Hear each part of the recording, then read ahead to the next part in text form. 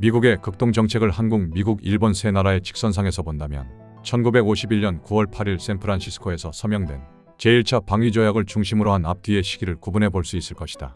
그러나 이 온 기간을 통해서 이 지역은 미국의 단독 행동지역, 다시 말하면 극동, 몰로 독트린 지역이라고 하는 면에서 일관된 정책이 수행되어 왔던 것이다. 일본과의 강화조약 이전만 하더라도 극동 정책에 있어서의 일본의 역할은 정치적으로는 공백 상태에 있었으나 한국 전쟁을 계기로 해서 병참기지로서의 일본의 중요성이 갑자기 높아지게 되자 미국은 강화조약 이전의 일본을 그대로 군사기지로 사용하는 경우에 여러 가지 문제를 고려해서 소련의 반대를 무릅쓰고 강화조약을 체결함과 동시에 앞서 말한 제1차 방위조약을 체결했던 것이다. 따라서 불완전하나마 일본의 국제법상의 지위가 합법화되고 또 나아가서 극동의 국제정치의 한 요인으로서 등장하게 되었다는 점에서 한국, 미국, 일본 세 나라의 입장에서 본다면 그 의의가 참혹 큰 것이다. 또한 이에 맞추어 한국 전쟁은 이미 일본의 경제 회복에 크게 이바지하였으며 이것을 발판으로 해서 다음 시기의 비약을 위한 계기를 마련했던 것이다.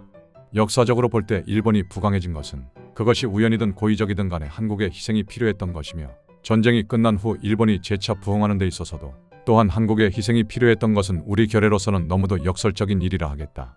왜냐하면 한국을 전방으로 하는 병참 기지로서의 일본은 군사산업 또는 군사 경기를 중심으로 해서 발전하였기 때문이다. 그러나 미국의 극동 정책은 세계 정책의 일환으로서 세계 정책상의 미국의 경제적 지위가 동맹국의 적극적인 참여를 필요로 하게 되자 유럽에서는 독일을, 극동에서는 일본을 기왕해 소극적 지위에서 벗어나게 하여 적극적으로 자유진영의 체제 강화를 위하여 미국의 두 팔로 등장케 하였던 것이다. 이것이 한 걸음 앞서 독일의 나토에 가입과 일본과 신비일 방위조약으로 나타난 것이다. 1960년 1월 19일 서명한 미국과 일본의 안보조약은 비록 형식은 1951년에 것을 뜯어 고친 것이지만은 실제에 있어서는 새로운 입장에서 다시금 조정된 동맹조약이라고 할 수 있다. 제1차의 것은 전문과 모두 오조로 되어 있으며 중요한 내용은 일본이 미국의 기지를 제공하고 미국 군대의 주둔을 허용하고 이 주둔군에 대해서 상당한 편의와 특권을 인정하고 있다. 그런데 제2차 조약은 전문과 모두 10조로 되어 있으며 주요한 내용은 전과는 달리 일방적으로 미군 주둔권과 기지 사용을 허락하는 데 그치지 않고 적극적으로는 군사적인 협력을 약속하고 나아가서는 전형적인 군사 동맹 체제를 갖추었으며 일본의 방위만이 아니라 극동 지역의 방위와 경제 협력까지 약속하고 있다는 점에서 우리는 지대한 관심을 기울이지 않을 수 없는 것이다. 여기서 우리는 새로운 문제점을 민족적인 입장에서 다시 생각하지 않을 수 없다.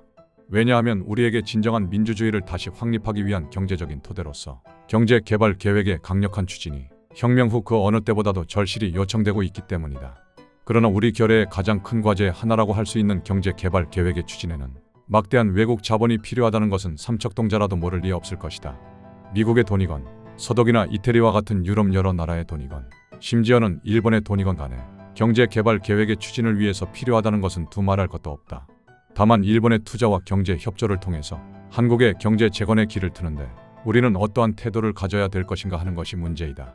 그러는 한편 우리 결의는 우리대로 한국의 경제 재건을 위해 들어오게 되는 외국 자본에 붙어가지고 자기 나라 경제의 파탄을 가져오는 일이 없도록 특별한 조치를 취해야 된다는 것은 어려운 고비를 겪어온 우리 결의의 역사적인 사명의 하나일 것이다.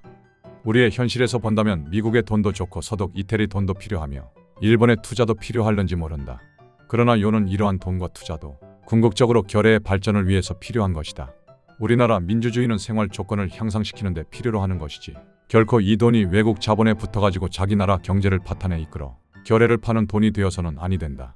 만약 그런 돈과 투자라면 비록 그것이 산더미처럼 우리에게 들어온다 하더라도 우리에게는 필요 없는 돈이요 투자라는 것을 확실히 말해둔다. 뿐만 아니라 특히 여기서 내가 강조하고 싶은 것은 외국 자본의 도입이니 경제 원조라는 아름다운 이름 밑에 그러한 돈과 더불어 새로운 외국의 세력을 심어 놓도록 꾀한다면 이는 유엔 현장에 어긋나는 일이요 다른 나라의 독립과 주권을 모독하는 일인 것이다. 그렇기 때문에 우리들은 물론 한국에 대해서 진심으로 도우려는 나라들은 그렇지 않겠으나 우리 결의는 우리로서 외국 자본의 도입과 경제 협조라는 아름다운 이름 밑에 국내에 새로운 외국의 정치 세력이 들어오는 것을 언제나 민족적인 입장에서 경계하지 않으면 안 되며 또한 이러한 문제에 대한 특별한 관심과 국가 조치를 취하지 않으면 안 될 것이다.